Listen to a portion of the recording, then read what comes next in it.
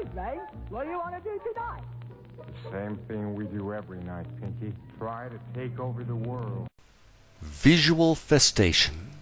How to Visualize and Manifest the Life of Your Dreams by Peter Adams. Narration by Gordon Foreman. Dedication. This book is dedicated to my loving wife, Robin, for whom I am truly blessed and grateful to be lucky enough to have in my life. Introduction. First off, I would like to say thank you for opening this book. I have read hundreds of great works from the ancient to the modern, and many are saying the same message, just in different ways. Everyone has their own style of expressing things, and I will be doing that in my own way through this book. What I have tried to accomplish in this book is to give you a simple overview of how I believe the universe works. From there, my goal is to help you define the life of your dreams. Lastly, I will give you the exact techniques which I have used and from which I have gotten amazing results in my life. I have used these techniques to work with the universe, and I feel as though my life is magical and truly blessed. Everyone is in a different spot in their lives, and if you are reading this book, my guess is that you are looking for some type of change with something in your life. After reading this book, doing the exercises, and using the techniques, you will have what you need to be, do, or have anything you want in this life.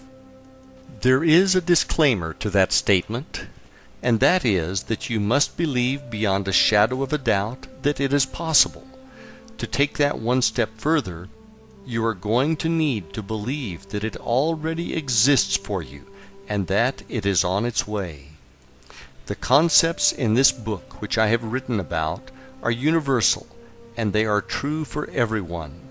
I am not here to challenge anyone's belief system, challenge anyone's religion, or get into a debate about how the universe was created.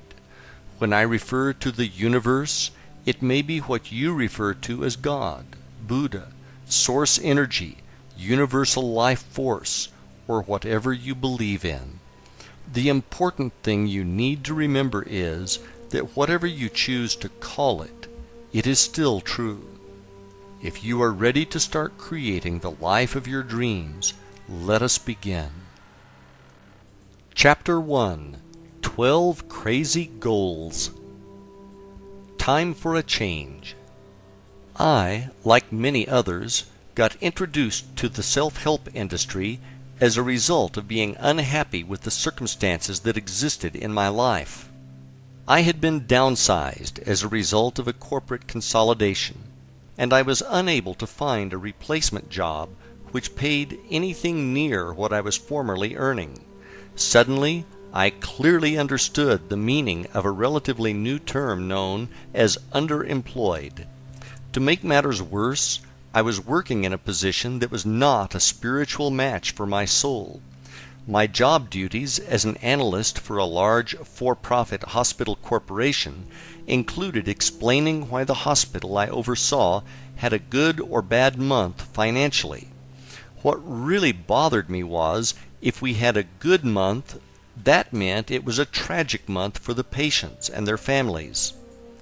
It really hit home one day when I ran into a neighbor of mine in the cafeteria who told me that his mother had been admitted and that she was not going to be coming home again.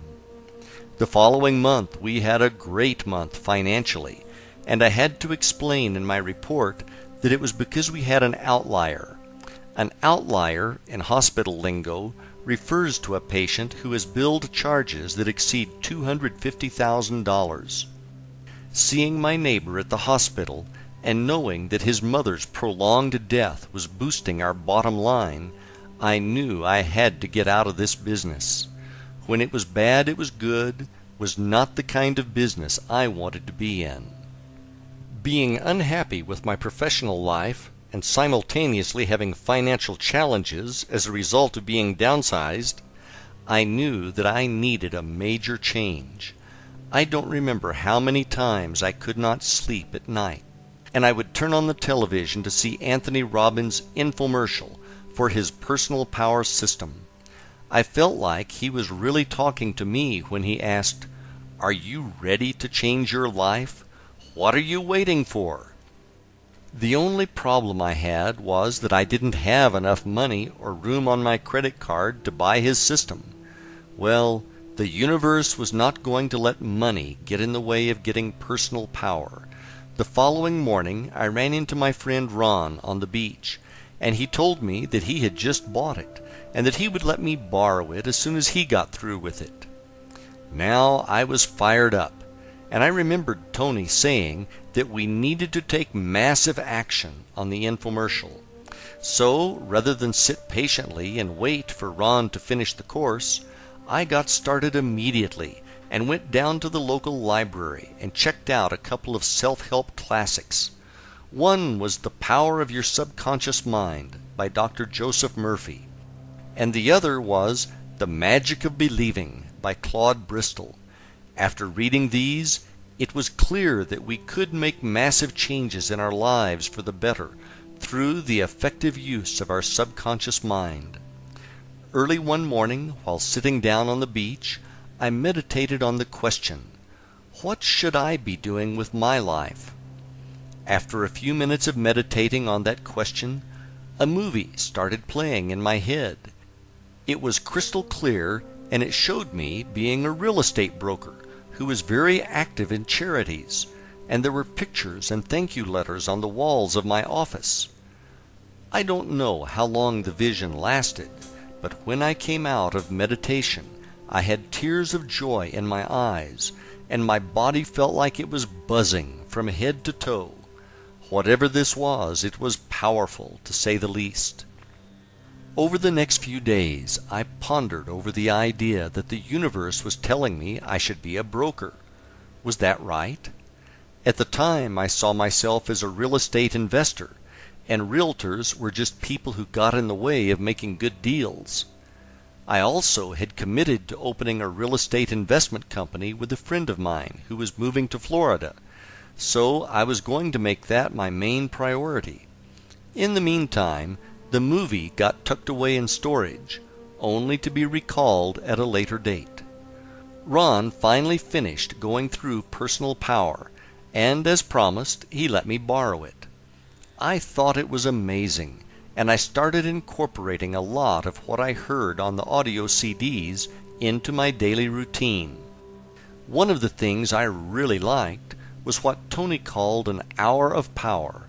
In his hour of power, he talked about getting up in the morning and spending an hour alone and following a routine which consisted of exercise, meditation, and reading motivational material. I made some tweaks to his program, and each morning after working out at the gym, I would drive down to the beach and spend 60 to 90 minutes on the beach doing my hour of power each morning before going to what I started to call my temp job. In my hour of power, I would get a cup of coffee at the local 7-Eleven and drive on to Siesta Key and down to Turtle Beach, which was at the southern end of the island. I would then grab my folding beach chair and a bag containing the books I was reading, a small copy of the New Testament, a notebook for brainstorming and scripting, my vision book, and my small notebook that contained my written goals. One of the things I started to notice was the fact that if it rained out and I could not sit on the beach for my hour of power, I could feel the difference in my energy level and mood. I would actually feel like I was mildly depressed, which was not how I wanted to start my day. One morning, while driving to the beach, I was listening to Tony Robbins talk about traveling across Russia on a train, and during the whole trip he worked on setting goals, then rewriting them bigger and bigger, until he was at a point where his goals seemed huge. When I arrived at the beach, I decided that it was time for me to make some big goals which were going to stretch me out of my comfort zone. I took out a notebook and I started to work on goals which would cover business, health and fitness, travel, relationships, and my spiritual connection with the universe. When I got done with the list, I had 12 goals written down, which to me at that time seemed absolutely huge. I knew that if these goals came true, I would have the life of my dreams. The next thing I started to do was to work with my list of goals and try to develop what each one would look like and what it would feel like when it manifested. I put a lot of thought into this as I was serious about getting the results that I wanted. What I did next was to create a small notebook in which I included some affirmations, a few quotes from the Bible about prayer, and a list of my goals.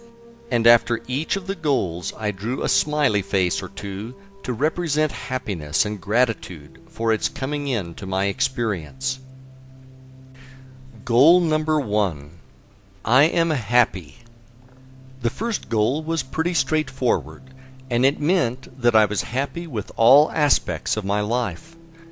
When I would read this goal, I would get into a deep feeling of gratitude for how great it was to be happy, and I would truly experience the feeling of being happy. Goal number 2. I have no consumer debt. The second goal was a real stretch for me at the time because I felt like I was being crushed by consumer debt. I had credit cards that ended up being maxed out as a result of me trying to subsidize my loss of income from the downsizing.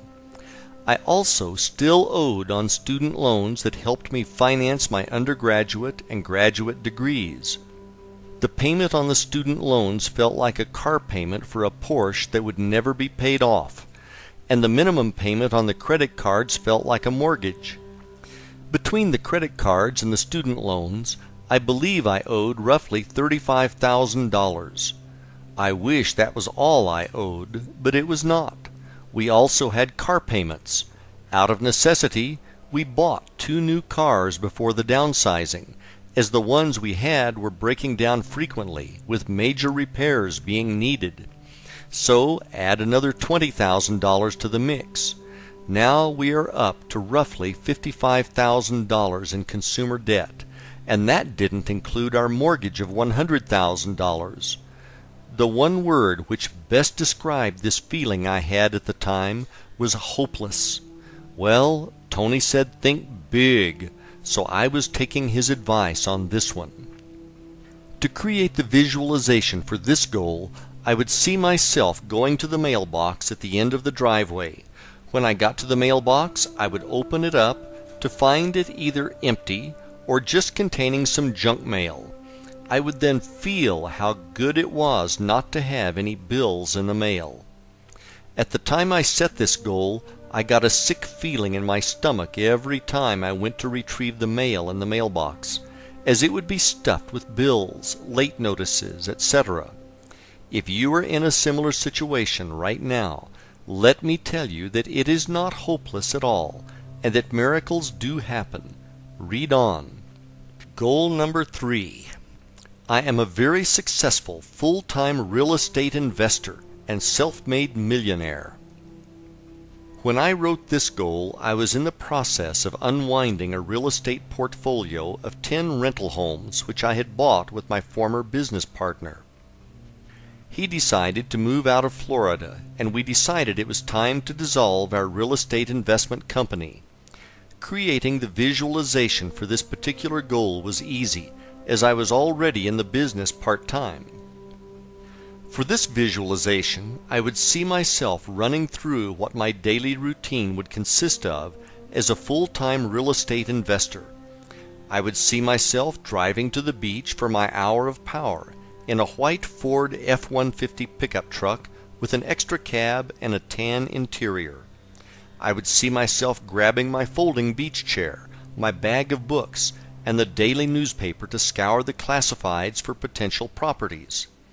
I would also see myself going to a closing, shaking hands with the buyers, and picking up a check for the profits from a fix and flip. One of the weirdest things that happened to me about 20% of the time that I tried to run this scene in my mind was that instead of driving a white pickup truck, a pearl white Lexus LS 400 with gold package and chrome trim would show up in my visualization when I was trying to see the pickup truck. When this happened, I would come out of my visualization and wonder why the heck a luxury car was coming into my visualization. You can't haul sheetrock in a Lexus, so how was I going to be a real estate investor? It didn't make any sense. The next day I would do the visualization again, and I would be happy to see my pickup truck back in my mind. Goal number 4. I am fit and active. I would say I am fit and active more as an affirmation than something that I would visualize. At the time, I had already completed 3 Ironman triathlons. An iron distance triathlon consists of a 2.4-mile swim, a 112-mile bike ride, and a 26.2-mile full marathon run. The training it takes to compete and successfully finish one of these is almost like having a second full-time job. So my goal was to maintain my fitness in the future. Goal number 5. We have newer vehicles owned outright. This I would say as an affirmation, and I would feel how good it felt not to have any coupon books for car payments. Goal number 6. We have disposable money to have real vacations. At the time I wrote this affirmation, we were broke, and the only vacations we could afford were to take time off from work and have a staycation at home in Florida. For this visualization, I would see us going on a ski trip to Colorado, and I would see my wife saying how much fun she was having, and I would have a feeling of gratitude that she was happy. Goal number 7. I am able to give a lot of money to help others in need, and I do. When I wrote this goal, I knew that I wanted to be a philanthropist. The reason I say that is that my wife and I had become active in Habitat for Humanity, which is a great cause. Habitat helps lower-income people afford a nice new home that they could not otherwise afford. The homeowners who get these homes pay for their down payment through sweat equity, which can often take them over a year to complete. On one Saturday morning, I asked the construction supervisor what types of appliances came with the finished homes. He said that they just came with a stove and a refrigerator. I told him that my wife and I were moving from a house to a condo, and that we would not need our washer and dryer and would like to donate them if we could. The supervisor said that Mary, not her real name, could really use them, as she was a single mother with 4 children. We had actually been working on her house together that morning. I walked over to her and said that I heard that this was going to be her house. She replied with, "Yes, isn't it just beautiful?" I then asked her if she could use a washer and dryer for her new house, and that we had a set that we didn't need. I have a hard time describing what happened next. Mary screamed out, "Yes!" in excitement, and then hugged me. When she hugged me, this amazing feeling of joy rushed through my body. It was as if my whole body was buzzing. I had never felt anything like it before, but if this was what being charitable was like, I wanted to have this feeling all of the time. To visualize this goal, I would see myself being at the ribbon cutting for a new home to be donated to a family by Habitat. I would see myself being called up to hand the scissors and the keys to the new family. I could feel that feeling I had from Mary's hug, and I could see people clapping in joy for the new family. When I did this visualization, I would always end up with tears of joy in my eyes. Goal number 8. I live near the beach and have a beautiful home. This I said as an affirmation, and I would have a feeling of gratitude for how happy I was to live near the beach. Goal number 9. I own a large real estate portfolio. I also said this as an affirmation to reinforce goal number 3 of being a full-time real estate investor. Goal number 10. I am trusted by investors and have the ability to raise large sums of money. At the time I wrote this, I only had 2 investors who were really close friends. I would say this as an affirmation with the feeling that this was absolutely true. Goal number 11. I have a great relationship with my wife. I would say this as an affirmation, and I would feel gratitude for having my wife Robin in my life. Goal number 12. I have a great spiritual relationship with God. I said this as an affirmation, and I would feel gratitude for everything in my life, for the things that were on their way. What happened over the following 3 years of writing out these goals is nothing short of a miracle. Writing this down and realizing that this story happened to me inspires me even today. I was there, and I still feel a sense of bewilderment as I relay the story and sequence of events which came to pass to make my dreams come true. Without further ado, here's how it all played out on the universe's playground.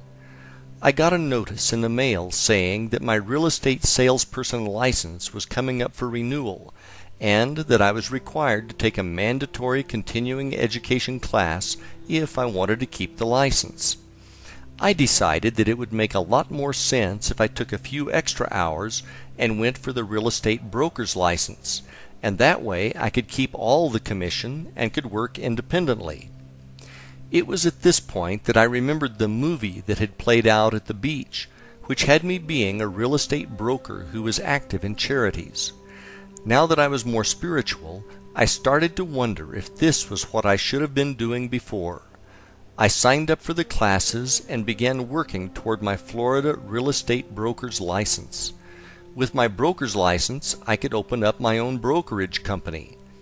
To adhere to the movie, I decided that I would give 10% of our gross commission from each sale to charity. On a Sunday afternoon in Sarasota in the spring of 2003, my wife and I were driving down to the waterfront to have lunch at a restaurant called Marina Jack. On the way, I stopped at an ATM to get $20 out. As we drove, we started throwing around names for the new charity-based brokerage I was going to open. We finally settled on the name Benefactor Realty, and we went into the restaurant for lunch.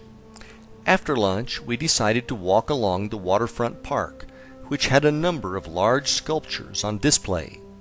As we walked down the sidewalk, a man came up to us and asked us if we could spare any money.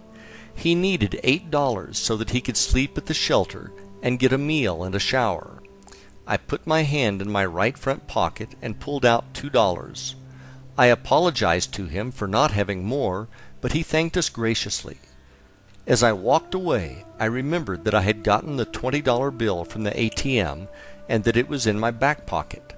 I turned around and went back to the man and saw that another Good Samaritan was handing him a $5 bill. Telling him that his luck was changing, and now he was 2 for 2, I gave him the $20 I had found in my pocket.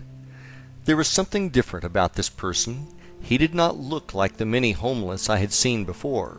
He was dressed in the clothes of a tradesman, and he had the clearest blue eyes I had ever seen. As he started to walk along the waterfront with us, he told us this story of how his girlfriend had hurt her back in a car accident, and how she had gotten hooked on pain pills. He said that he had tried to take the pills away from her, and she had called the police on him and filed a restraining order saying that he was abusive. Now that he could not go back to his home, he was worried that he was going to become homeless. To give him hope, I told him about the story of Og Mandino. Og was at one time in his life a homeless and hopeless alcoholic. Og started to read self-help books at the library and turned himself into a millionaire, a best-selling author, and an incredible motivational speaker. I also told the man that he should get his hands on a Bible. At that moment, he reached into his pocket and pulled out a small, brand-new, white-covered version of the New Testament. I don't know how I did this, but I went to look for the verse from the Gospel of Mark that I read every day on the beach, and as if by magic I hit the exact page on my first try. I read him the verse, I then went to find the verse from Matthew that I read in my hour of power, and again I hit the exact page on my first try. I read that verse to him, and after telling him that everything was going to work out, I handed him back his copy of the New Testament. He thanked us again and said that we had really helped him out. After I had walked about 7 steps away from the man, I got this rush of energy that I can only describe as what happens on that old television series, The Highlander, when Duncan MacLeod goes through a quickening. I could feel my whole body tingling the way it did the day Mary from Habitat hugged me. All I know is that whole experience was strange, to say the least. I also remember wondering if that was somehow a test to see if I was serious about having a company called Benefactor Realty and about giving to charity. Not long after that, I opened up Benefactor Realty and began to work as a real estate broker part-time when I was not at my temp job. Fortunately, most people who have jobs do most of their looking at properties on the weekend. One Sunday afternoon, on our way back from looking at a restaurant site on the East Coast, I received 2 calls saying that offers we had put in for a buyer had gotten accepted, which was great news, as we had another property go under contract on Saturday. I was now looking at making more money in 3 days than I could in 6 months on the temp job. My wife looked at me and said, "Pete, you can't afford to work there anymore." We drove home, and I wondered if I should really quit my day job and embark on this real estate thing. About 10 years earlier, I had tried leaving corporate to open a small business, which didn't make it because it was undercapitalized, and I was worried about it happening again. The following morning I went into my office to try to figure out what to do. I will never forget the call that changed my life. It was around 10 a.m. on Monday morning when my office phone rang. It was my good friend Bill. I had worked with him, and we had been downsized together by our former, now bankrupt, employer. When I answered, Bill asked me, "What are you doing?" I thought this was weird, so I said, "Bill, you called me at work. What do you think I'm doing?" Bill then said, "That's not what I meant. What I meant was, what are you thinking? Are you thinking about doing something?" I told him that I was thinking about leaving the hospital and selling real estate. He said, "The money is there. The money is there." Bill then told me that he had been meditating at the lake by his house when a message came beaming in from the universe which said that he needed to call me and give me the message that the money is there. You can't make this kind of stuff up. As if getting 3 deals under contract was not enough, now I had the universe calling me on the telephone. Not being one to question the universe, I immediately sent an email to my director to tell him I was going to be resigning. A few minutes later he called me to tell me that he was happy for me, and that he knew it was only a matter of time before I left to do something with real estate. I then went to meet with my original investors and asked them if they would be interested in investing with me again. This time it was going to be as a private line of credit for my new company. They were excited about the new opportunity and wrote me a check on the spot. Bill's words were now echoing again, and the money really was there. Driving back home on my normal route that week, I looked off to the side and saw a pearl white Lexus LS400 with chrome trim and the gold package with the for sale sign on it.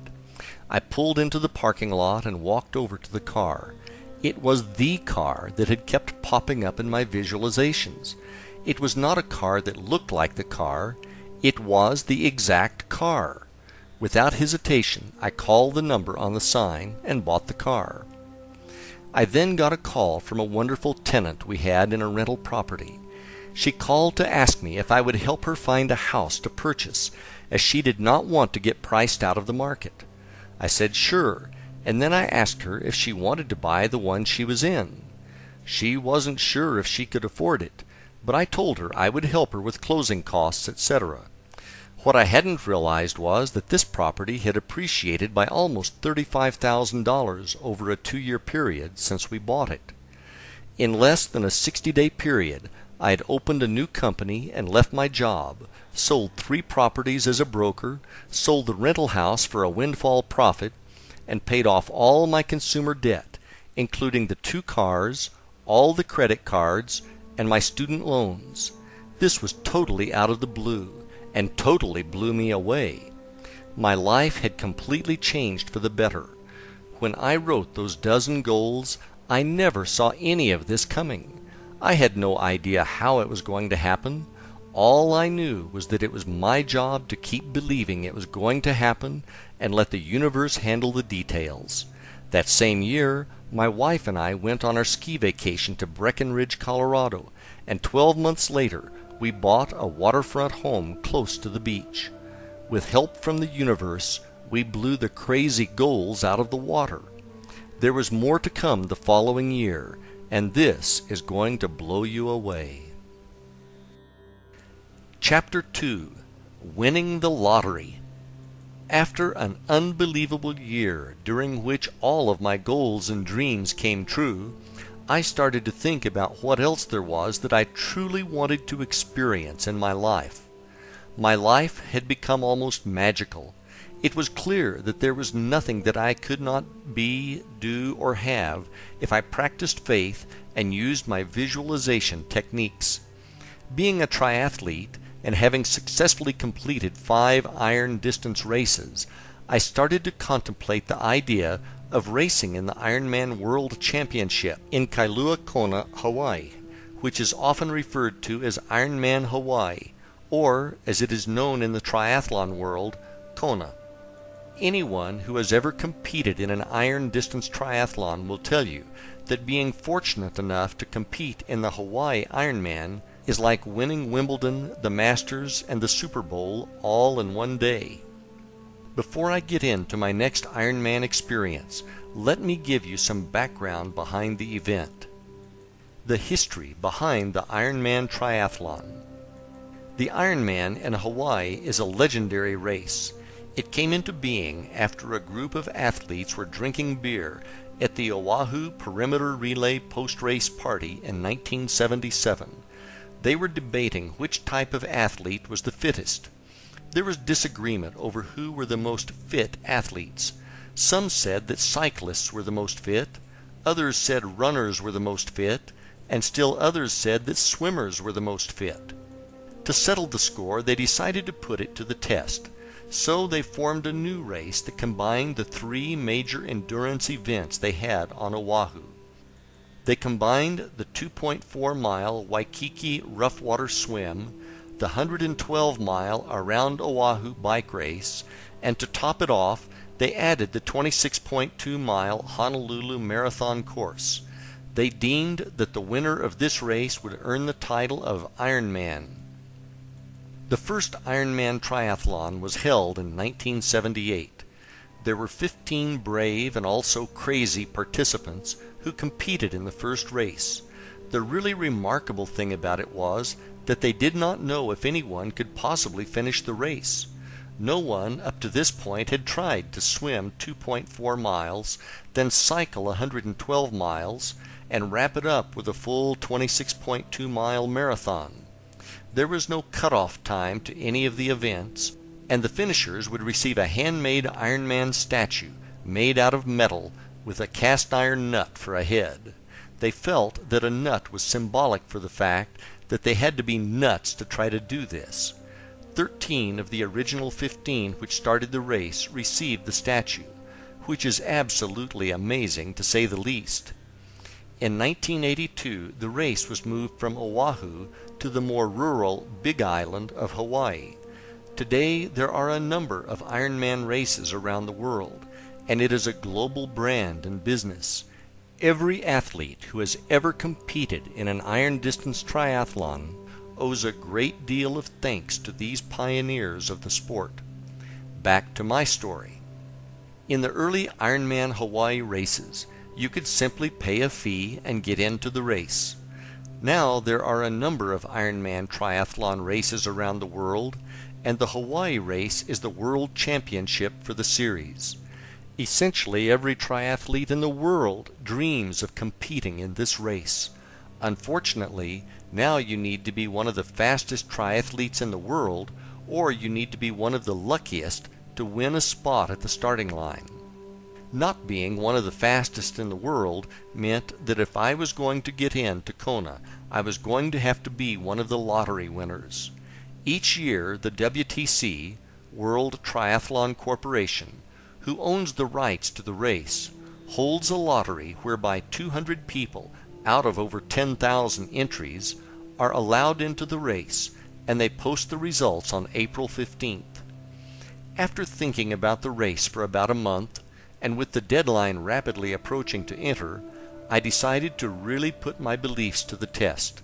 I got out my credit card and put my name into the hat for the 2005 Ironman World Championship Lottery. As a member of the St. Pete Mad Dogs Triathlon Club, I knew a ton of people who entered their names in the lottery for Kona multiple times who have never gotten in. I knew that if I wanted different results, I was going to need to do something that they were not doing. The difference was visualization. Having watched the video coverage of the race that year in 2004, which had amazing coverage of the course, I decided to buy the DVD and watch it repeatedly. With less than 4 months before the winners of the lottery were chosen, I knew I had to get serious. I started watching the DVD a few times a week, and I would mentally race the Hawaiian Ironman in my mind for around 20 minutes each morning. The DVD had great footage, and the way they filmed it, you truly felt as if you were watching it as a competitor. Some of the most memorable shots were of the swim start, where you saw the competitor's feet kicking underwater directly in front of you, and you heard the narrator say, "You are in Hawaii, and you are in the Ironman." Another one I really liked showed the race leader biking in the lava fields on the Queen K, with the shadow of the helicopter which is filming him caught on tape as they passed over him. This was very helpful for creating extremely lucid visualizations. I also found a picture in the back of an issue of Triathlete magazine, which was entitled Night Moves. The picture showed some taller triathletes walking in the dark on the Queen K, and a shorter, stocky triathlete running up behind them. The caption says, "As night slips over the last remnants of a very long day, triathletes continue toward the finish line at the Ironman Triathlon World Championship in Hawaii." I cut the picture out and put it in my vision book. I am stocky and typically pass a lot of people in the dark when I race. That man in the picture now was me, and I visualized the scene more times than I can count. Before I knew it, it was time for the lottery results to be announced. I went over to my friend Brian's office to meet him for lunch. His secretary said that he stepped out to get a haircut and that he would be back shortly. I looked down at my watch, and suddenly I realized that it was just about noon, and it was April 15th. Lottery time! Oh my gosh, I was nervous. I sat down behind Brian's desk and hopped on his computer to look up the results on the internet. I could not believe my eyes. The very first name on the list was Pete Adams, Florida. Was that me? Was there another Pete Adams? The hairs all over my body stood up, and I couldn't believe it had happened. Brian walked in the door about 10 seconds after I saw my name on the list. I said, "Check this out," and pointed to the web page. He thought I was playing a practical joke on him, and that I made up a fake list. Suddenly, my cell phone started ringing off the hook with numerous triathlete friends calling to ask me if I knew that I got into Hawaii. He then said, "Holy shit, dude, that's awesome." Brian was my training partner for a number of Ironmans that we raced together, and he knew what a once-in-a-lifetime thing this was. We were both stunned with amazement, and we kept repeating how we couldn't believe it had actually happened. I called my wife to tell her the news, and she could not believe it either. I remember her saying, "No way! Are you serious? Oh my God, Pete, that's awesome!" And then her cell phone started to ring, with friends calling to tell her the news. I cannot tell you the amount of gratitude I felt when I heard the news. The universe had done it again. Wow! You are in Hawaii and you are in the Ironman. 6 months later, and just like in the video, there I was standing in the body marking line carrying my transition bags and getting the number 813 stamped on my body. If you have ever done a triathlon, right before the start of the race, your nerves and emotions are in overdrive. Kick that up about 1,000%, and that is what this race feels like. After body marking, we headed over to drop off my bags, and I did a final check on my bike to make sure the tires weren't flat. Now it felt like a mini eternity as I treaded water and waited for the start of the race. The cannon went off, and the swim portion of the race was on. As I swam, I could see the feet kicking in front of me, and I heard the narrator's voice in my head saying, "You are in Hawaii, and you are in the Ironman." It was just like I was in the 2004 DVD. I mean, really like I was in the DVD. I seriously started to wonder if I was really here, really in Hawaii, really in the Ironman, or if this was a dream I was having that just happened to be very real. The swim is my weakest event, so after emerging from the Pacific, I didn't have a hard time finding my bike, as there were very few left in transition. I hopped on my bike, and the adrenaline really kicked in, as there were people everywhere cheering us on. In town, there is a loop at the beginning of the bike course, and I passed my wife and friends who were cheering me on 2 times before leaving town. After passing them at Hot Corner for the final time, I rode up Palani Road and then out to the lava fields on the Queen K Highway. Out on the Queen K and heading out past the airport, I finally settled down and got into a good rhythm on the bike. It was very desolate in the lava fields, and again it looked just like the DVD. You have plenty of time to think on a 112-mile bike ride, and I again started to wonder if I was really here or not. I started to wonder if I might actually be dead, and God was letting me do the race as part of heaven. I'm not joking when I say this. I even started to wonder if I was in a cycling accident and maybe I was in a coma or something. In this race, drafting on the bike is not allowed. So when you pass someone, they are supposed to fall back and keep a 3 bike length gap between racers. About 35 miles into the bike course, I found myself in a section of the course that had a series of rolling hills. I was taking turns passing and being passed by a female racer on a green Griffin tri-bike. She was lighter than me, so she typically passed me on the climbs, and being heavier, I passed her on the descents. This went on for about 10 minutes, and then I rode up next to her and she looked over at me. I asked her point blank, "Are we really here?" Her response was, "Yeah, I know what you mean. It's surreal."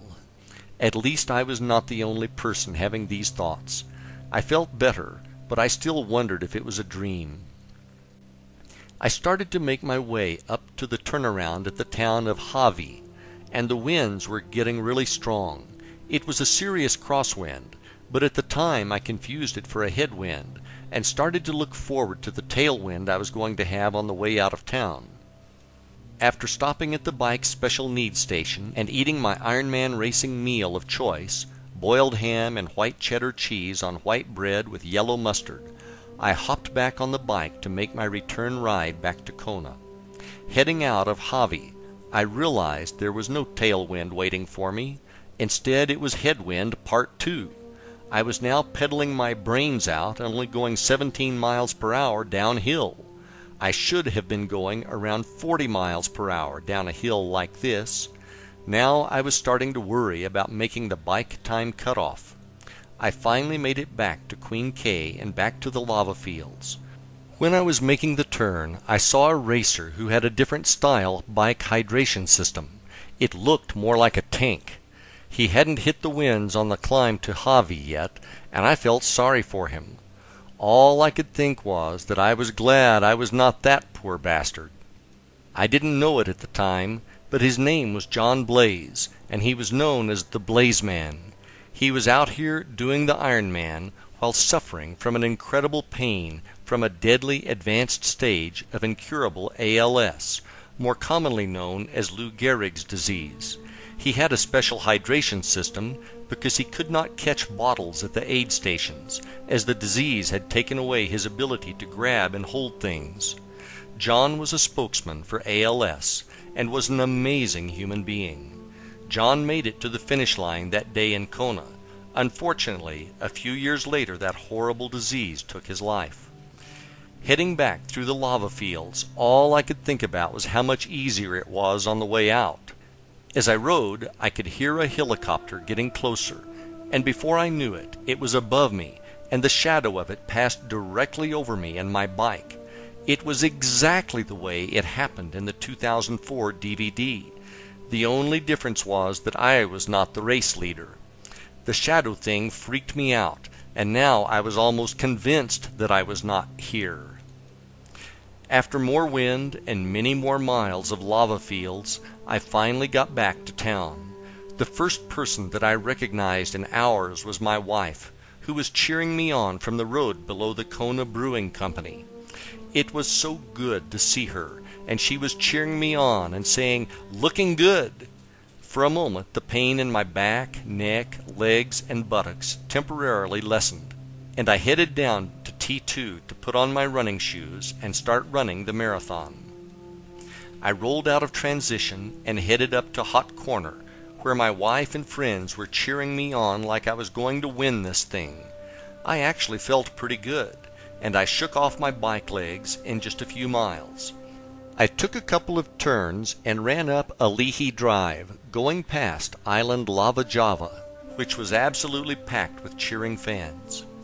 The view of the surf crashing across from Lava Java was absolutely awesome, and I felt much gratitude and gave thanks to God for letting me be in Hawaii and do the Ironman. After a few more miles, I saw Sarah Reinhardson running toward me. She was like a rock star out here, complete with her own van with a film crew. Everyone knew her name and went crazy. For those of you who don't know who Sarah is, she was a lead story in the 2004 Ironman DVD. Sarah is a challenged athlete who as a child had a tissue disease and had to have her leg amputated above the knee when she was very young. In 2004, she attempted to be the first above-the-knee amputee finisher of the Hawaii Ironman.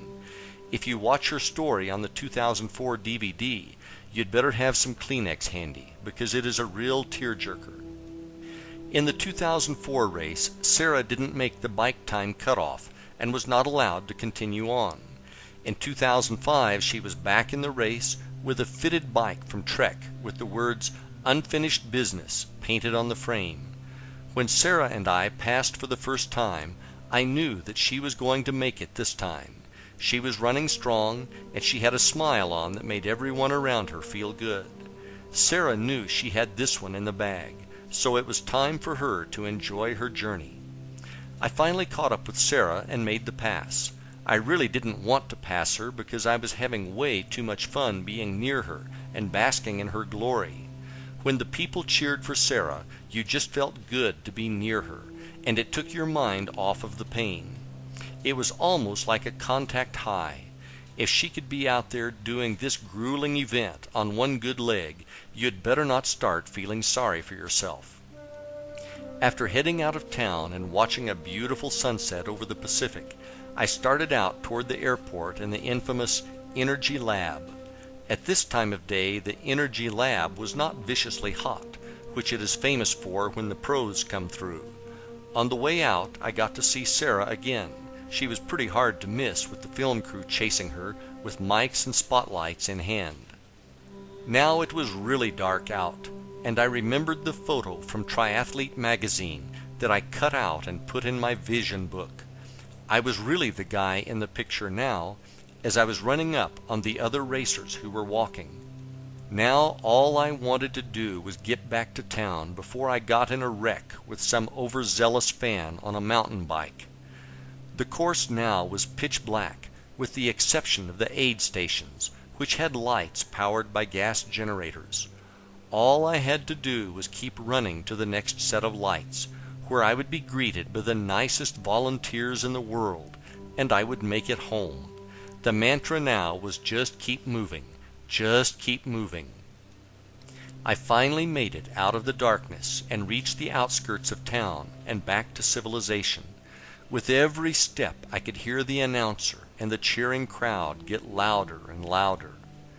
I ran down Palani and through Hot Corner and took a left. Now I was running parallel to where the finish line was, and I was close, but not there yet. My everything ached with every step of that run on the final few miles back to Alihi Drive. As I got closer, I remembered the advice that a friend of mine gave me when he heard that I got into Kona. He had done the race a few years before, and he said, "Whatever you do, don't race hard down the finishing chute. Take your time and enjoy it. You will never forget it as long as you live. Trust me." The last 2 miles felt as long as the previous 24. Where was the turn? I kept thinking. Finally I saw a police officer blocking traffic, and I knew that was where it was. It is about time, I thought, and I turned right and ran downhill onto Alihi Drive. What was to happen next was one of the most memorable things that has ever happened to me. I was running down Alihi Drive, and there were children and adults from the crowd running up to me and high-fiving me. They wanted to share in this incredible moment, and it felt absolutely amazing to have them there. I finally arrived at the entrance to the finishing chute, and I could see the finishing line in sight. I have been to a lot of races, but I have never seen anything like this. People were jammed in the bleachers, screaming and cheering. The finishing chute had people lined up shoulder to shoulder on both sides, screaming and banging noisemakers.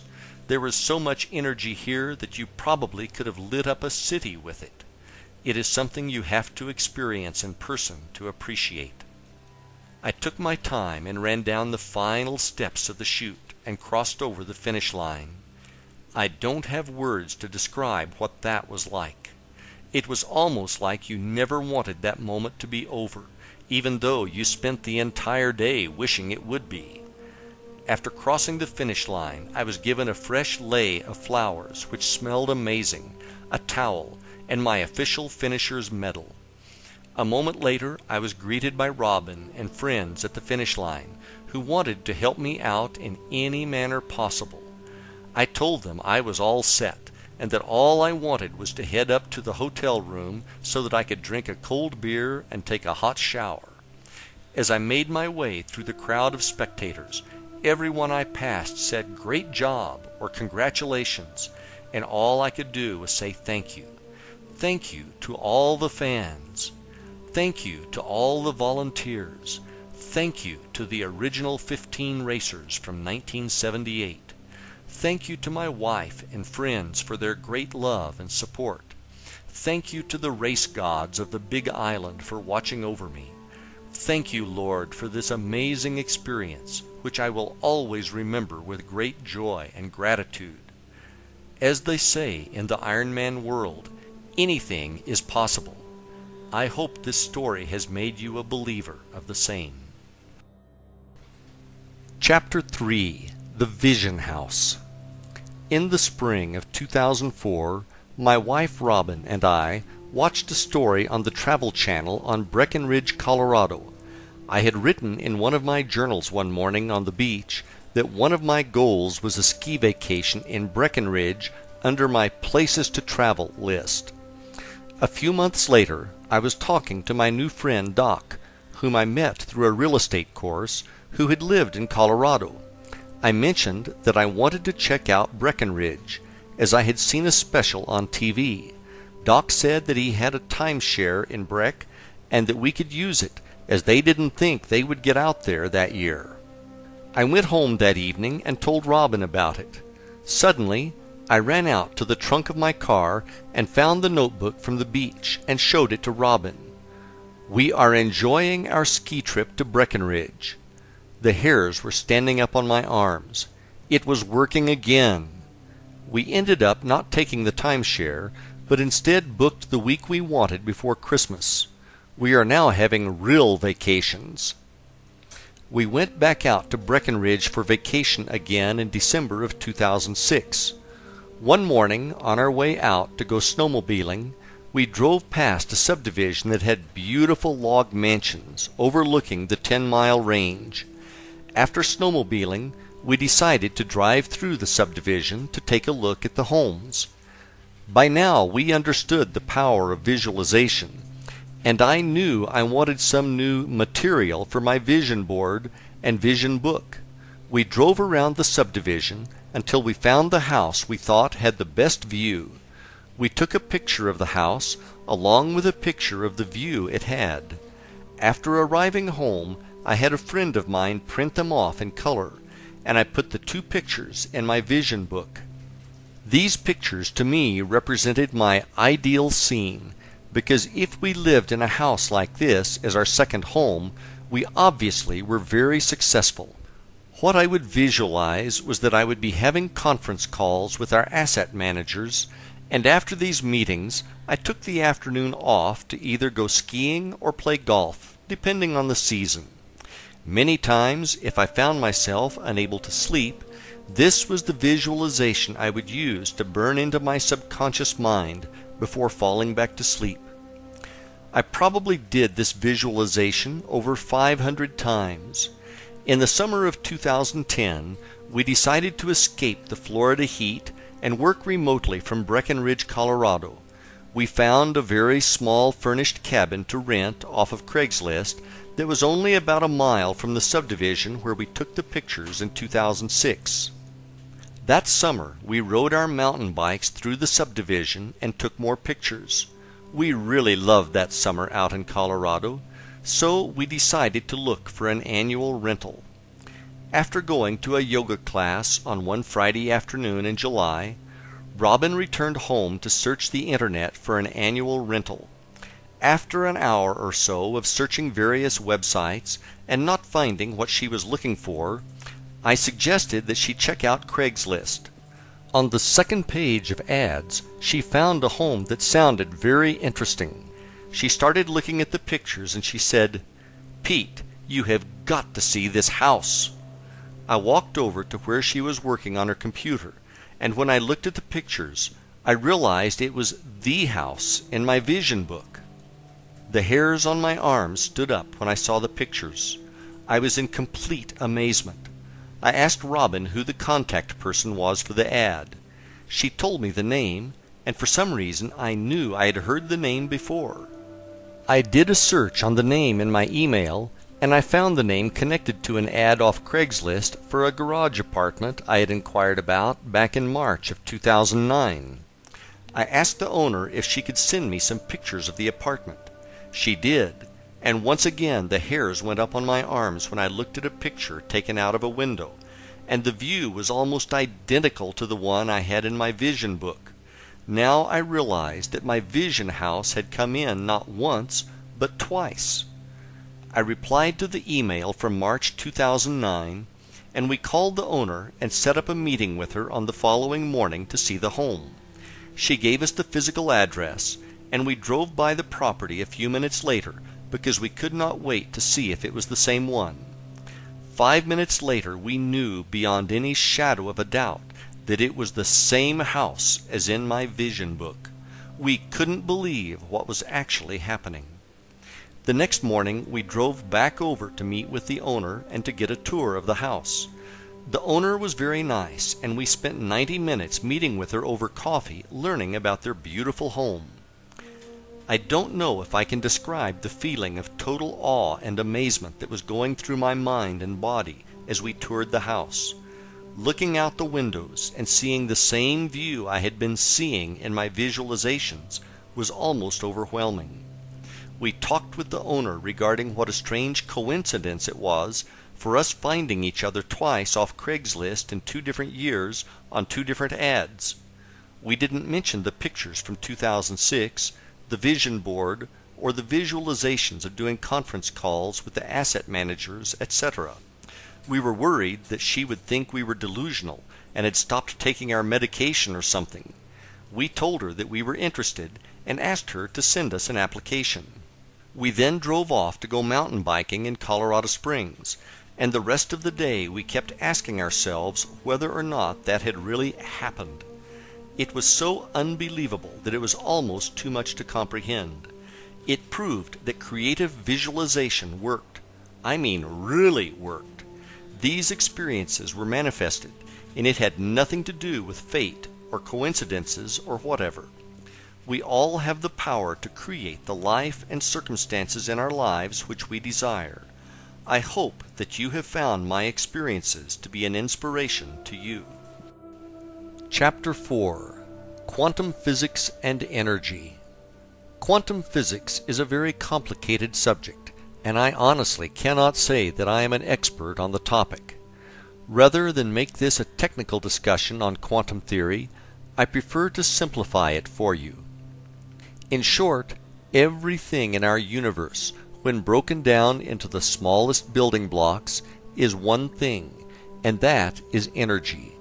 Everything you see, feel, taste, etc. is composed entirely of energy. You may never have thought of this before, but you are also comprised of energy. If you looked at your body through a very powerful microscope, you would see that, at the smallest level, you are in fact energy. To take it one step further, your spirit or soul, whichever feels more comfortable to you, is also energy. In this case, it is divine energy. Is it a wave or a particle? Quantum physics is the study of subatomic particles, the smallest building blocks of matter, and how they react.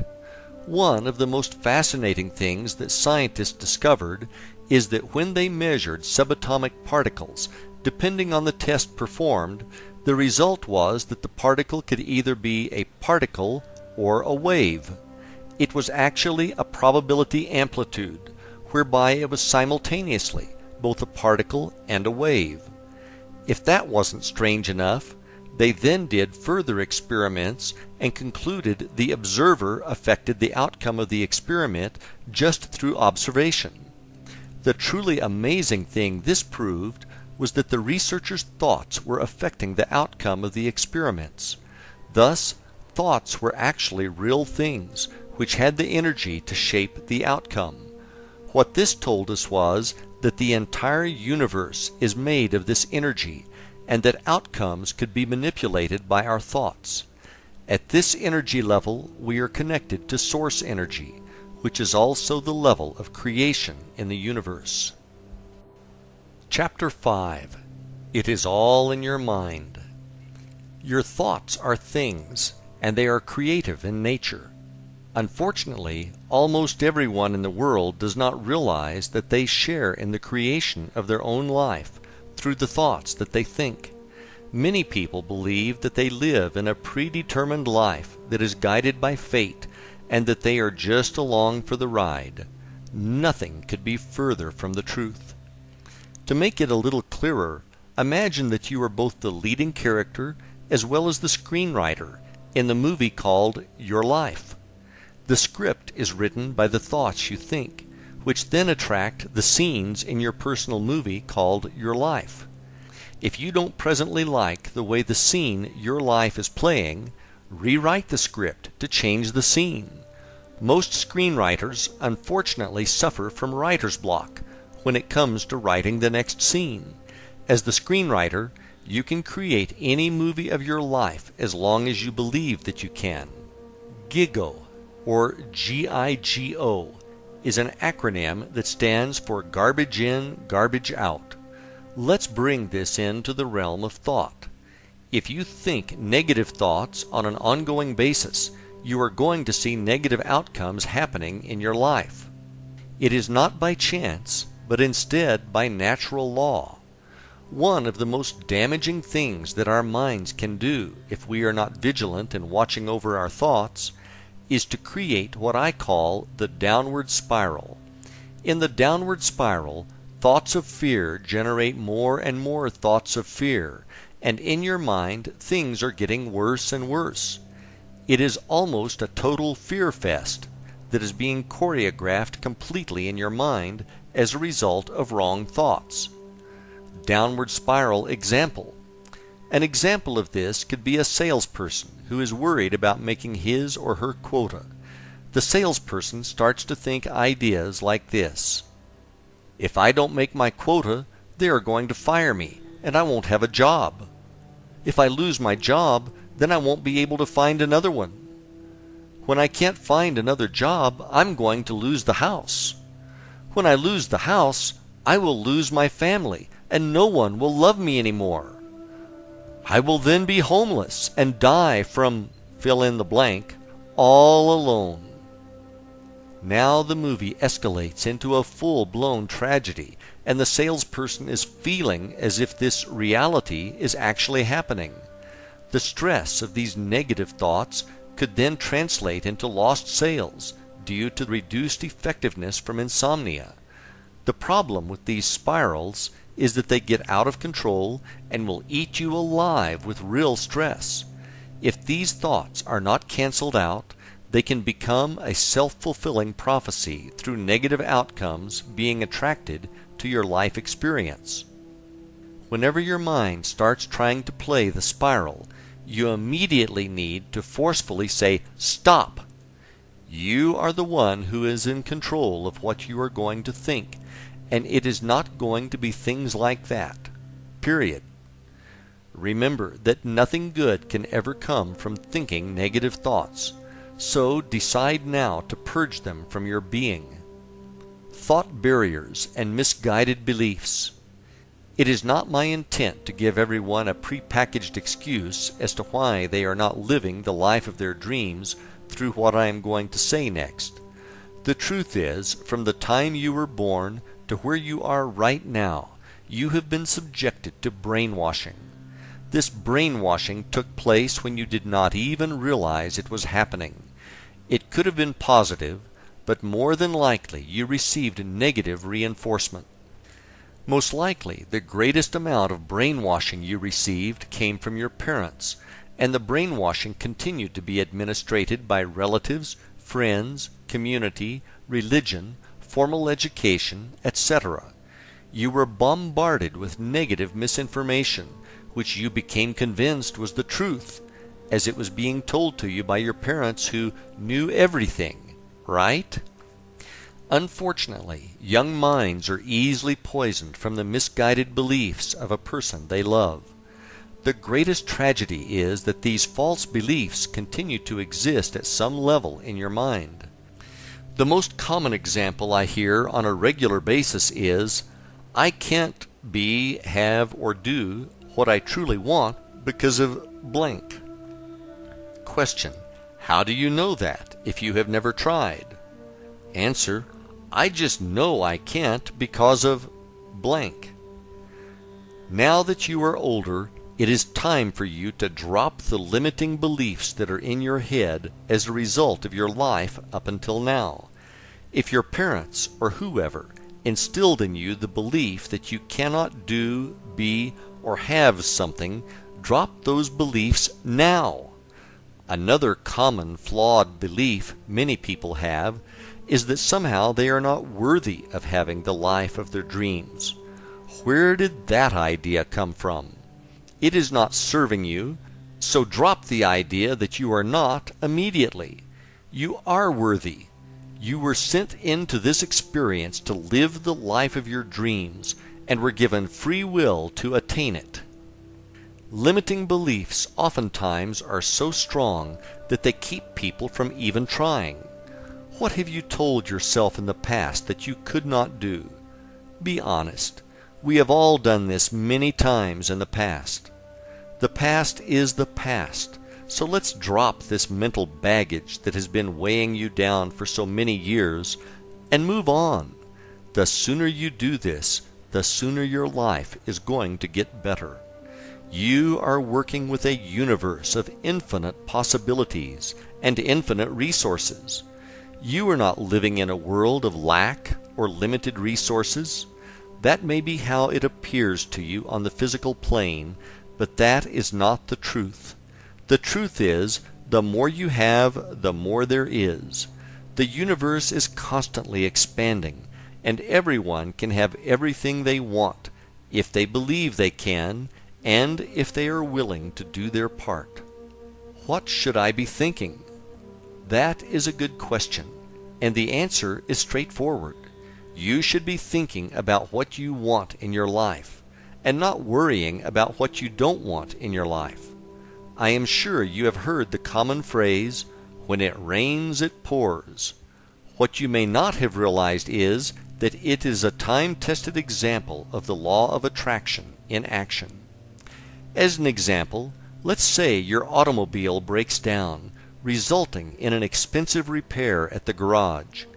After you pay the mechanic, you hop back in your car, and all you can think about is how broke you now are. 10 minutes later your cell phone rings, and it is your spouse calling to tell you that the air conditioning stopped working. With dread, you start to worry about how you're going to afford to pay for it. Then you realize the traffic ahead of you is stopped, and you notice too late and plow into the back of the car in front of you, badly damaging both of your vehicles. The next day, your boss asks you why you need an advance on your paycheck, and you respond with, "You know what they say, when it rains, it pours." What you think about and focus on is going to show up, so you need to be sure that what you are thinking about is a match to what you want to manifest in your life. If it is more money that you want, you need to get into the feeling that you already have plenty and are blessed with abundance. If this is the first time you've heard this, it might sound delusional, but it is not. The feeling in this case is a vibration that is being sent through your thoughts out to the universe. A mismatch in vibration will be corrected over time by the universe. In this case, it may be the temporary appearance of a money shortage. If you refuse to buy into the appearance and hold steadfast to your belief by feeling that you have plenty, the universe will bring the circumstances needed to match your vibration. The universe can do this in an infinite number of ways, one of which might be you suddenly land a huge client for your business, or, out of the blue, you receive a check from Uncle Bob, who just sold his company for $10 million and is feeling generous, or a $1 million idea comes to you about an invention you are working on. To people on the outside, this will just look like luck. There is no such thing as good luck or bad luck. There is such a thing as positive or negative expectations. These expectations that you have, whether positive or negative, will attract either good circumstances or bad circumstances, which will show up in your life. We are going to go through some exercises in Chapter 8 that will help you define what it is that you say you really want. Once we have defined it, we can then build upon that to create the techniques we will use later in the book. Chapter 6. Feelings and Gratitude. Simply put, like attracts like. So, you need to do a really good job of monitoring the thoughts you are currently thinking, as they will lead you to a state of feeling either good or bad. Think of your feelings as an early warning system to what you are thinking. If you feel bad about something and continue focusing on it, you are going to amplify that bad feeling. Through amplifying that bad feeling, you are going to attract into your life more of what will make you feel bad. That is absolutely not going to be a favorable thing for you when you get more and more things to feel lousy about. One of the best examples I have heard about the law of attraction is this. Imagine that the universe is a giant mail-order company, and the way that you place your orders is through the thoughts you are thinking.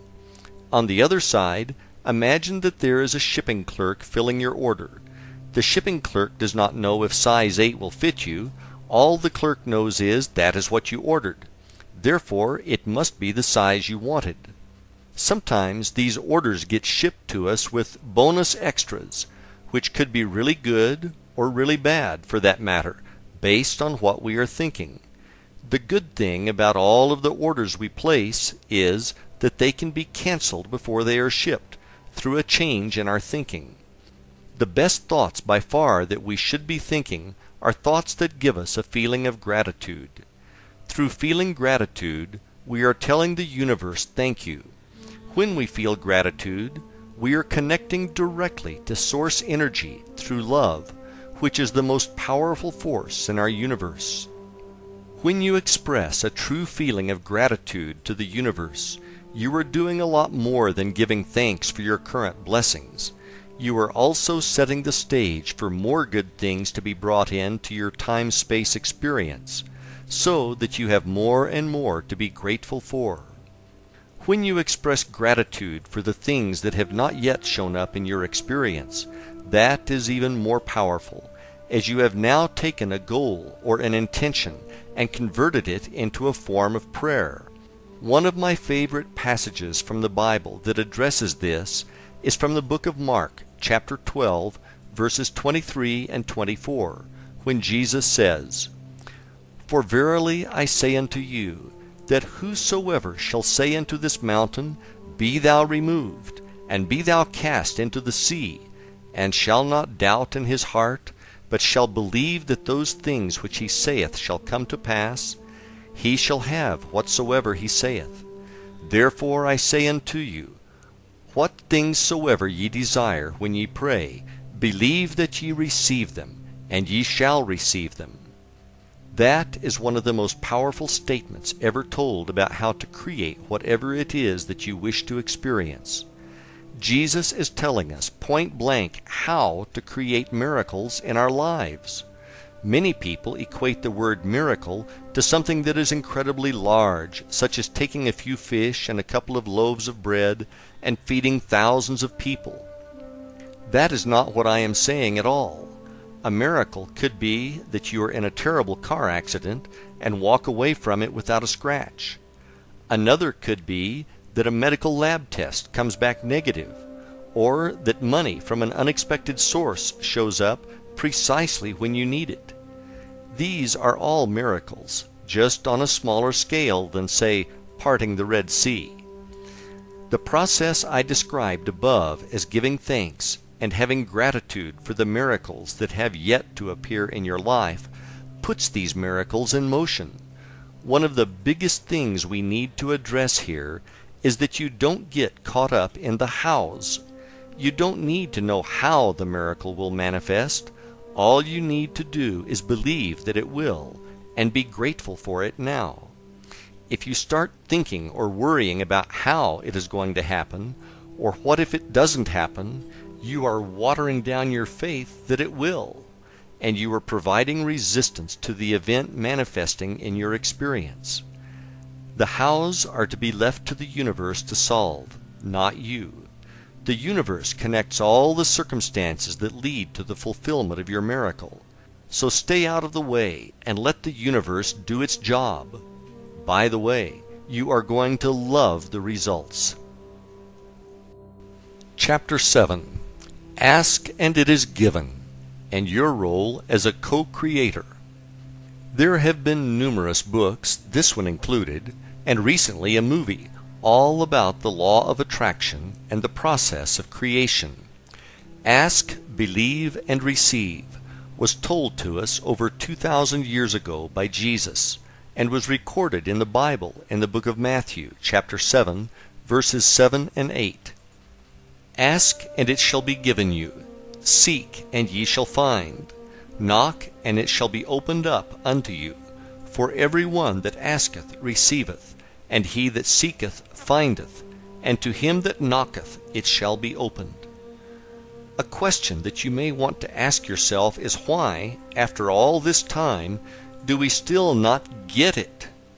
My personal belief is that a lot of people have been told by various religions that somehow God is separate from them, and they are not worthy, and if you don't follow our dogma, you are going to spend the rest of your days in a hot place, and they don't call it Florida.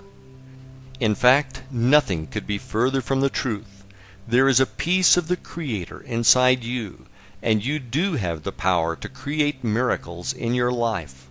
I wrote this book to convey that message to you, and to share the techniques I have used successfully to create the miracles in my life.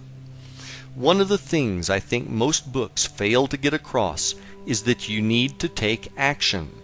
This is what I define as the co-creator piece. In your role as co-creator, there are a number of job duties that come with the position, such as the following. Decide what it is that you want, why you want it, and be able to create desire for it. Believe that you do have the power within you to create anything. You need to get into the feeling of already having it. You need to have gratitude and believe that it is already on its way to you. You need to avoid anyone who says that for whatever reason you cannot be, do, or have what it is that you say you want. You need to practice the techniques I am going to share with you on a daily basis until you receive what it is that you want. If there is something you need as a skill to do whatever you say you want, you need to take specific action and acquire those skills. You need to make a permanent commitment to remove procrastination from your life. You need to stay out of the hows and leave that job up to the universe. The universe reorders itself to make your miracles come true. You don't need to know how. You need to develop the skill of endurance, as this is a lifelong journey, and there will be times when you may doubt that everything is working. If you fulfill your duties as co-creator, you will have whatever it is that you say you want. The universe will see to it. Chapter 8. Defining Your Dream Life. 3 not-so-simple questions. Ask yourself, what would I be if there was nothing that I could not be? What would I do if there was nothing that I could not do? What would I have if there was nothing that I could not have? These are not philosophical questions. These are very important, very deep, and very personal questions. These are not questions that you can answer quickly, unless you have already been asked and answered them before. The answers to these questions will tell you what you really should be doing with your life. This is no time to be thinking small, so I want you to come up with answers to these questions that are so huge that if they happened, you would be so completely blown away beyond your wildest dreams. When you are working on the answers to these questions, don't let your mind say things to you like, "You can't do that," or "You'll never have that." Your mind is just talking trash, so tell it to be quiet. The whys. Take your time answering these questions, and feel free to supersize your order. If you can imagine it, you can have it. Once you have your major life goals written down, I want you to write each one down on the top of a separate piece of paper. Below that, I want you to write out all the reasons why this goal is so important to you. And next to each of those reasons, I want you to write out the feeling you have associated with this reason. Your feelings are the real underlying reasons why you want to achieve these goals. This is a good thing because if you dig down deep enough, you will find that the answer in its simplest form is love. With love comes passion, and that is a very powerful force of attraction in our universe. Ideal scene. Once you have your list completed, I want you to take a few minutes and imagine that it is now 5 years in the future, and everything on your list came perfectly true, and that it is now your present reality. See yourself in the movie that is playing on the screen of your mind, with all of these things being true. When you are ready, grab a notebook and write out precisely in detail what this scene looks like and how it feels. I mean really feels to you. Soak up all those awesome feelings associated with these things being true in your experience. Does that feel great or what? Congratulations, you have just defined your ideal scene, which is also known as your end result. Now you not only have a destination for your journey, but you already know what it is going to feel like when you get there. Now that you have this, it is time for you to learn the techniques which will bring your ideal scene into your reality, along with all those good feelings that come with it. Chapter 9. Goal Setting. The importance of having goals cannot be overstated on the journey to living the life of your dreams. When I talk about goals, I am not referring to New Year's resolutions, where people resolve to lose weight and they go to the gym for 2 weeks. I like to think about goals as being similar to mile markers on the road to your destination. In this case, that destination is your ideal scene or your dream life. One of the best things about setting and achieving your goals is that it puts you in as an active participant in creating whatever it is that you say you want. If you want to have the life of your dreams, you are going to need to take action. Dreams with deadlines. Another way to think about goals is to think about them as being dreams with deadlines. Many people are actually afraid of setting goals, as they immediately start to have thoughts such as, what if it doesn't happen? How bad will I feel then? If this sounds familiar to you, you're going to need to make those feelings about goals to be something that is now in your past. Another error many people make is that they will set a goal, but they fail to set a date for its achievement. When I am ready is not a deadline. It is a delay tactic for avoiding taking the actions required. Let's say your goal is to one day complete that college degree that you started but never finished for whatever reason. The first thing you need to do is drop that one day nonsense and set a deadline for achieving that degree. You also will need to take immediate action, such as ordering your transcripts, filling out the application, and registering for classes. As soon as you do this, you are moving in the direction of your dreams and achieving your goals along the way. Deeds, not words. I have an excellent example of this from my personal experience, which I would like to share with you. In December of 1988, I was a construction worker in the Laborers Union working in Boston on an excavation site. The weather this particular day was lousy, half raining and half snowing at the same time. I was in my 20s, and I was working with another laborer who was in his 50s. The two of us were shoveling gravel with yellow rain gear on, and it was pure misery. The gravel was wet and heavy, and by the morning coffee break my lower back was already hurting. After the short break, it was back to the rock pile to try to survive until lunch. I will never forget this day as long as I live. We were taking turns shoveling the gravel when suddenly I looked up in horror and realized that I was looking at myself in 30 years. It hit me like a sledgehammer. What the hell am I doing? I've got to do something about this, and I've got to do it now. The rest of the day I worked on my action plan while I shoveled away. It was time to go back to school. I had attended a community college briefly 4 years earlier and left before the end of the semester to go make big bucks in construction. I decided to take the next day off from work so that I could visit the college and see if they would let me back in. They said no problem and gave me an application and the spring course catalog. I then called one of my friends to get the number of one of his friends who was a shift manager at a hazardous waste plant to see if there were any night openings.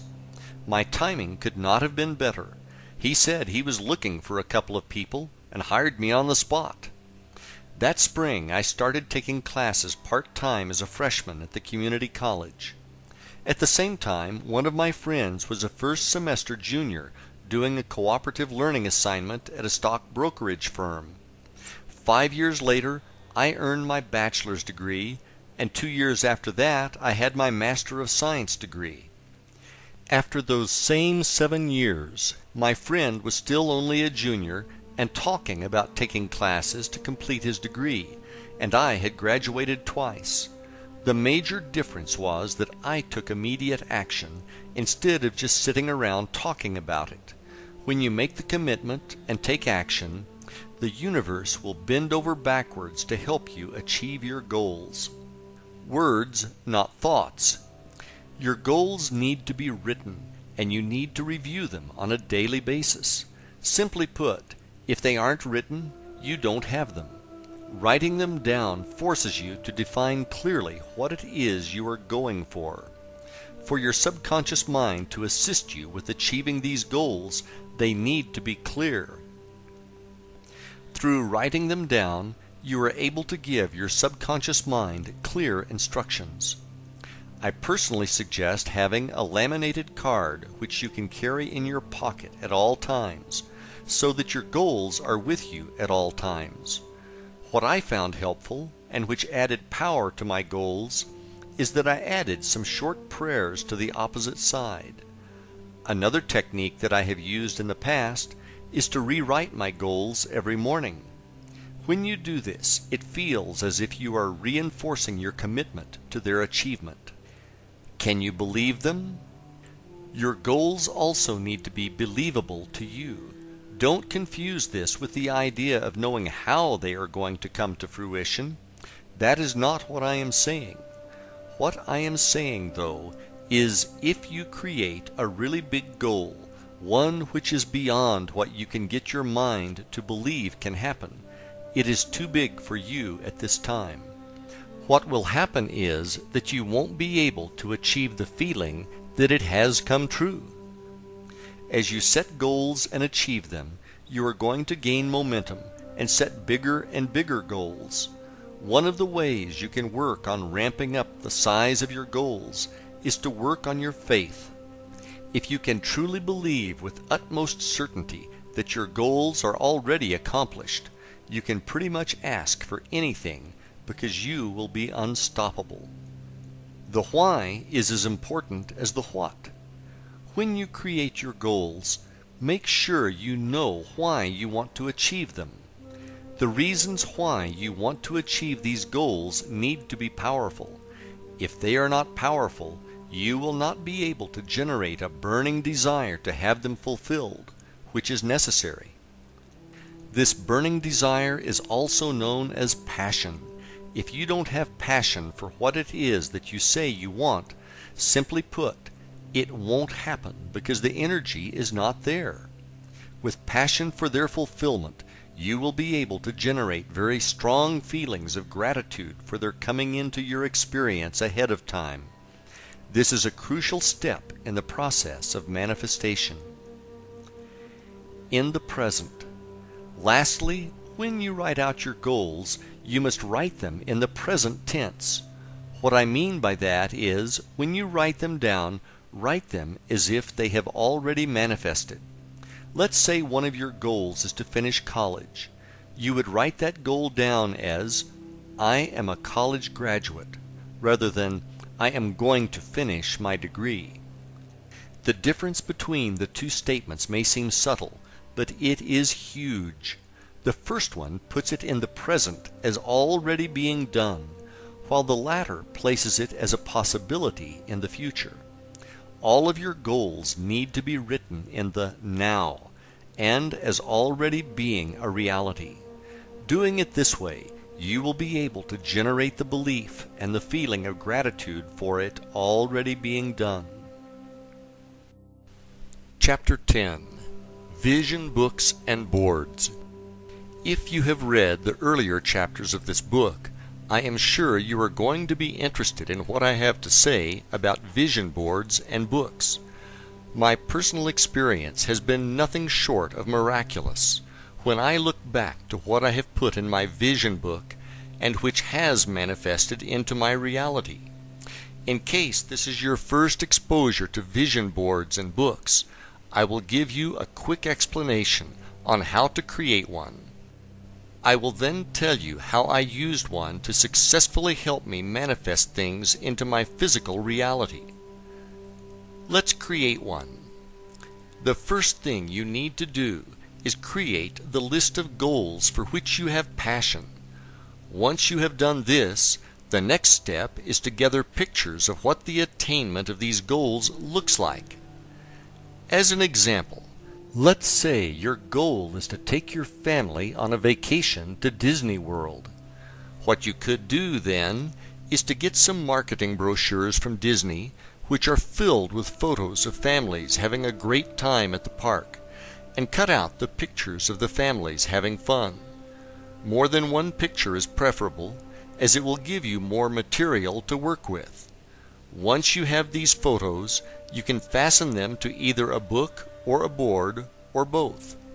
Take your time doing this and make sure you find the best pictures you can. Remember, this is your life we are talking about, and okay is not going to cut it. So make sure you find pictures that you can look at and generate the feeling of truly having what the picture represents to you. Where faith and belief is such a crucial part of the manifestation process, I highly recommend finding some spiritual verses that resonate with you and adding them in as well. In my vision book, I have some powerful verses from the Bible which I typed on my computer and printed out. I then inserted them into transparent sleeves and then placed them in a 3-ring binder. What I found to work best with me was to alternate the pages of verses with the pages of the pictures. Feel free to customize your book to what works for you. Inside your book, you will also have your written goals, which must be written in the present tense. One really good way to do this is to write them as affirmations or as I am statements. Let's assume that you are single and your goal is to be in a loving relationship. You could write your goal out as I am so happy to be in a loving relationship. The important thing to stress again is that the statement must give you the ability to have the feeling that it is true. Below that statement, you could have a picture of a smiling couple who look to be having a wonderful time together. When you are done, your vision book should look like a representation of the life of your dreams. As the pictures in your book become your actual reality, and I promise you they will, move those pages to the back of your book. That way, when you see them in the future, it will thoroughly reinforce the fact that you are a co-creator and that you have the power to manifest things into your reality. Now that you have created your vision book, it is time to use it. The vision book is really a tool for you to use to create the feeling of already having the life of your dreams. At this stage, you have already defined what it is that you want to have in your life. You know why you want it, and you have true passion for it showing up in your life. Having pictures of what it looks like now is very powerful.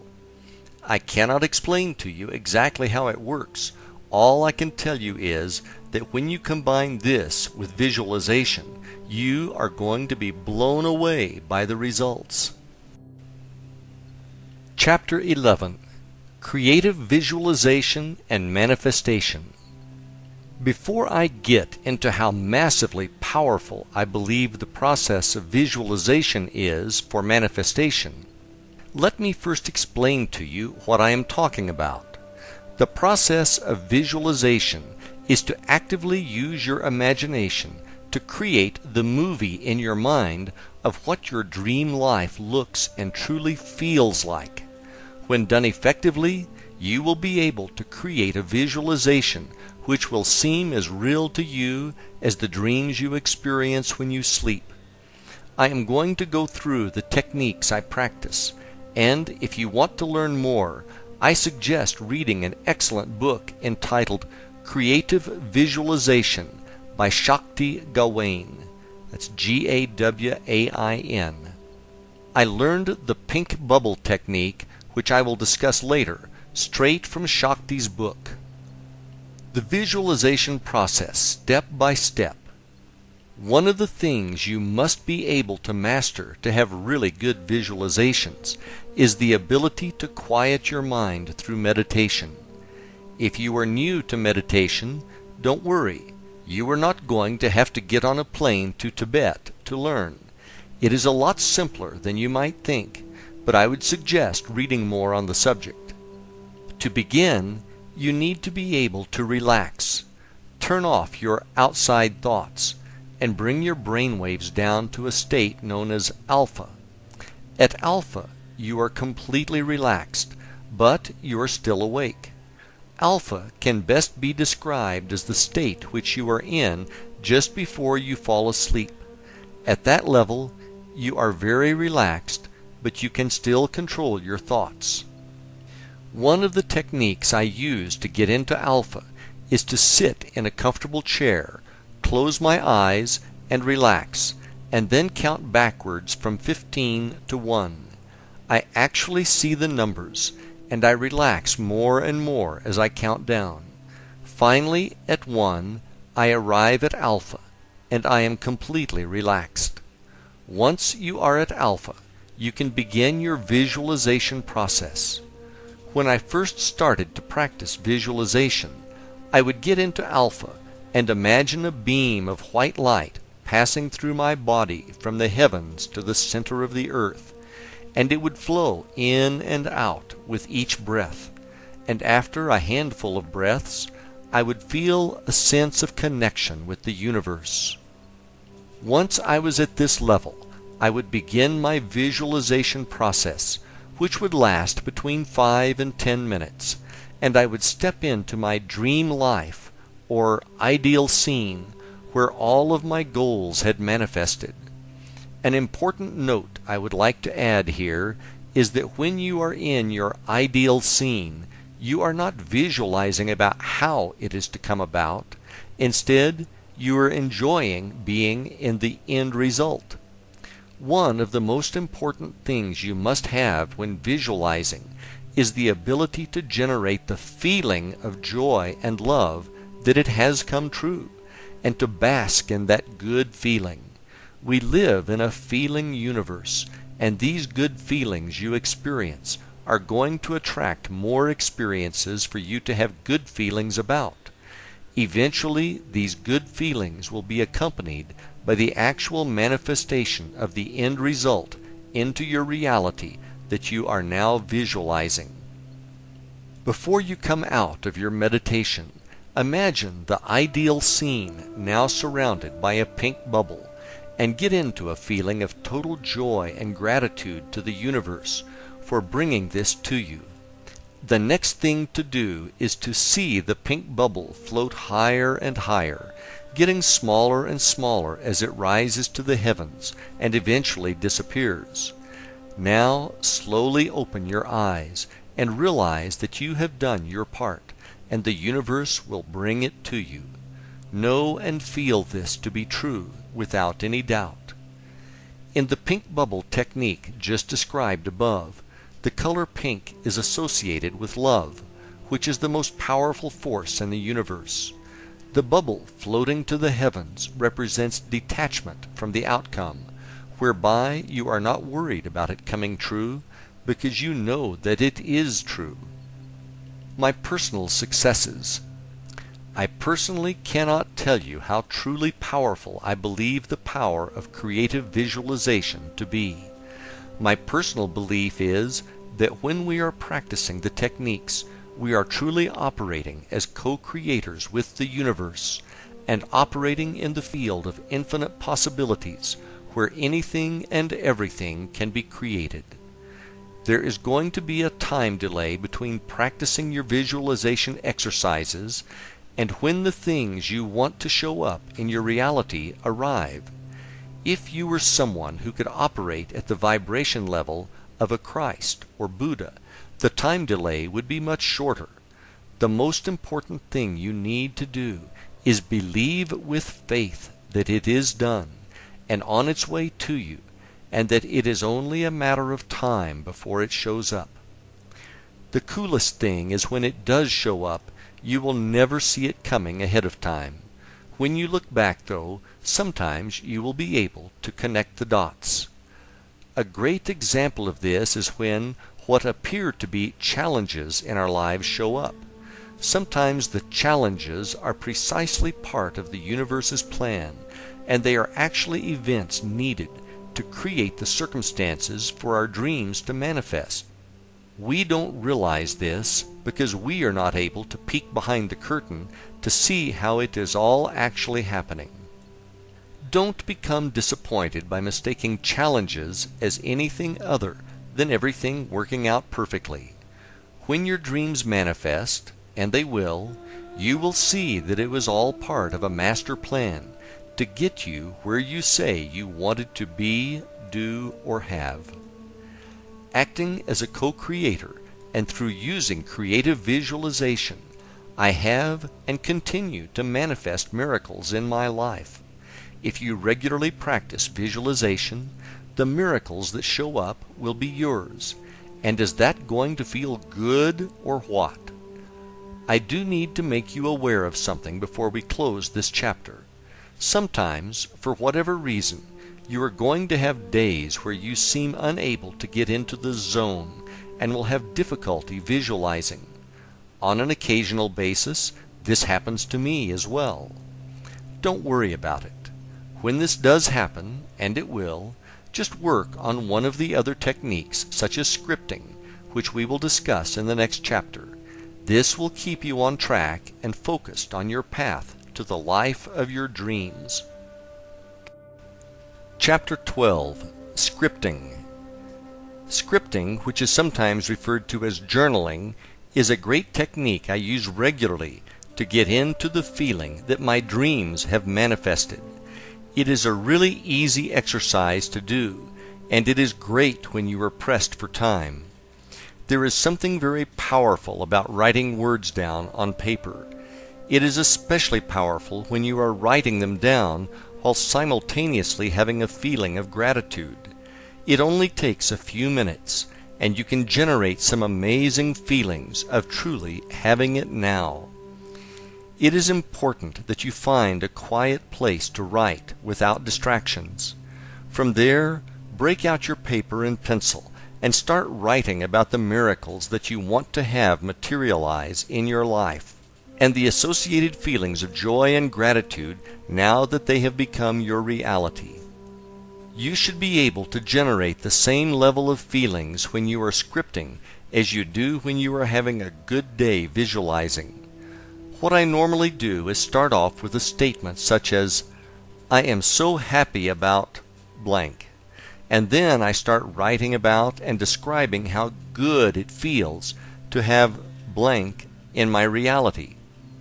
Sometimes I will focus on practice scripting on one of my goals. Other times I will script for a longer period of time and write about my entire ideal scene and the feelings of joy I have for it manifesting into my life. Don't worry about your penmanship or spelling when you are doing this exercise. What is more important is that you can get into the flow and just let the words and feelings come out. Never feel as if you are forcing the words to come out, and never think or write about how it is coming to you. Remember, you are writing in the present tense, and it has already happened. A brief example. Let's say one of your goals is to have a cabin in the mountains. Here's how I might write about it. Wow! I cannot believe how much I love spending time at our new cabin next to the lake.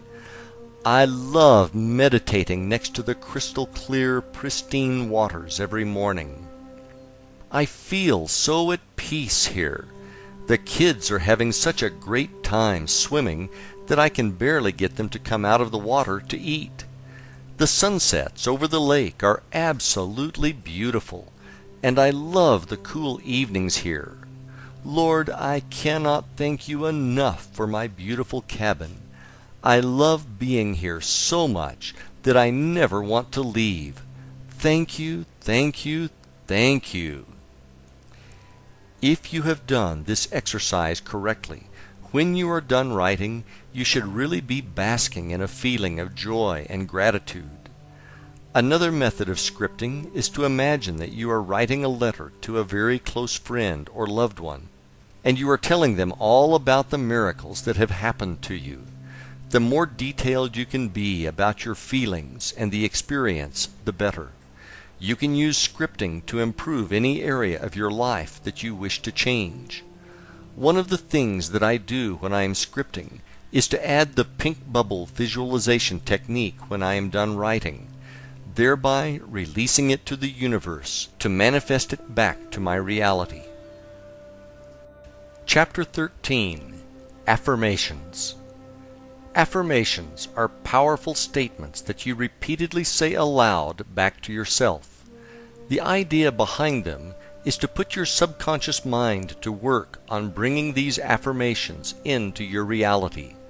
The affirmations are always written or said in the present tense, and they are always positive.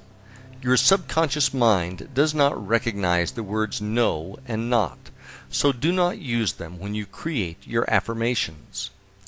Let's say one of your goals is to lose 50 pounds and to get back down to your ideal fit body weight of 130 pounds.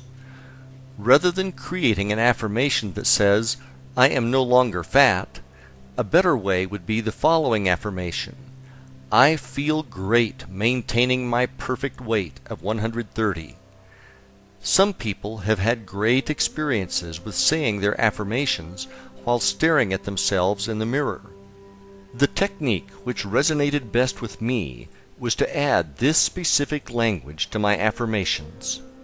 At the beginning, I would add the words, "In an easy and relaxed manner, in a healthy and positive way, I am now," then state my affirmation.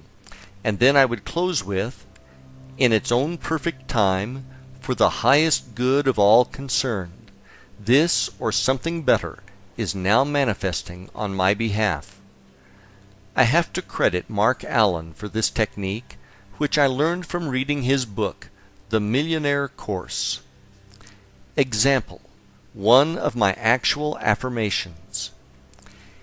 In an easy and relaxed manner, in a healthy and positive way, I am now building financial success which is beyond my wildest dreams.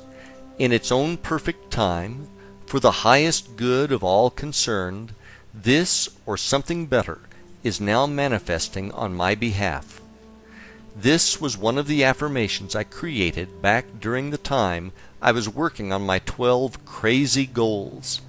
In closing, I think the best method to practice affirmations is to create one for each of your goals and then to repeat them when you first rise and again just before sleep. Then visualize and see them as all being true in your mind before drifting off to sleep. Chapter 14. As If.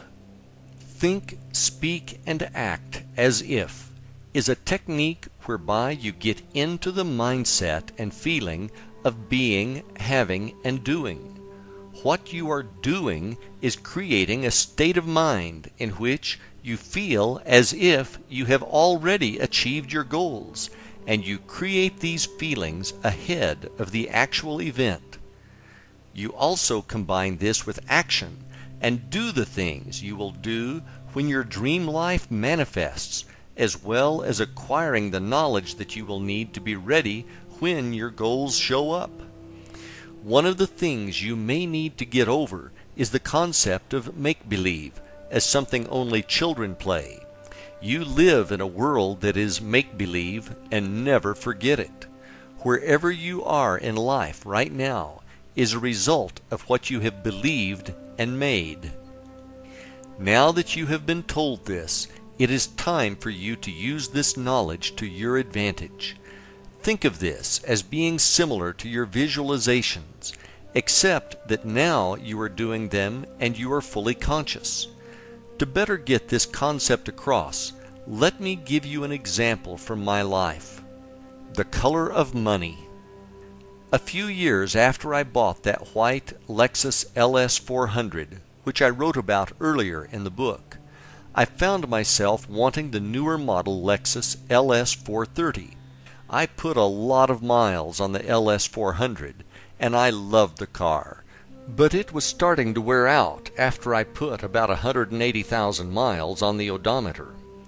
One of the things I liked best about the newer LS 430 was that they added a wood insert into the steering wheel and dashboard, which really dressed up the interior. Knowing the power of being a co-creator, I drove down to the local Lexus dealer and picked up one of their sales brochures, which had a bunch of great pictures of both the exterior and interior of the car. I then cut out the best picture of the car and put it in my vision book, and I put the brochure in my hour of power bag, which I brought to the beach each day. After a while, I really knew what my new car looked like. When I would walk off the beach and get back to the LS 400, I would imagine that I was opening the trunk of my LS 430, and I would get into the feeling of how great it felt to have this beautiful car with a fantastic interior.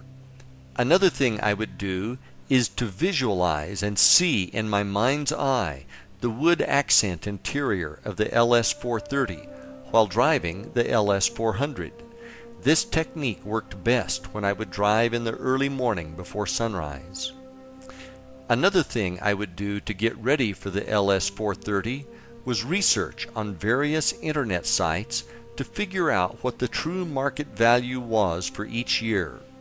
I would then shop for LS 430s on eBay Motors, and I would look at all the pictures that the sellers posted on their ads. When I saw one that I liked, I would take it one step further and plug the information into another site, which would give me a valuation based on the year, options, and mileage. I really liked my LS 400 as it had reached out and found me, so I felt loyalty to her. One morning I hopped in the car to drive to an appointment to show a house to a client, and the car was completely dead. After messing around with it for 10 minutes and covered in sweat from the sweltering Florida summer, I finally started the car and made it to my appointment. When I got home after showing the appointment, I went directly to eBay Motors and found a deal on a beautiful dark green LS 430 nearby, and I clicked the Buy It Now button. After a few days, I appropriately named the car The Color of Money.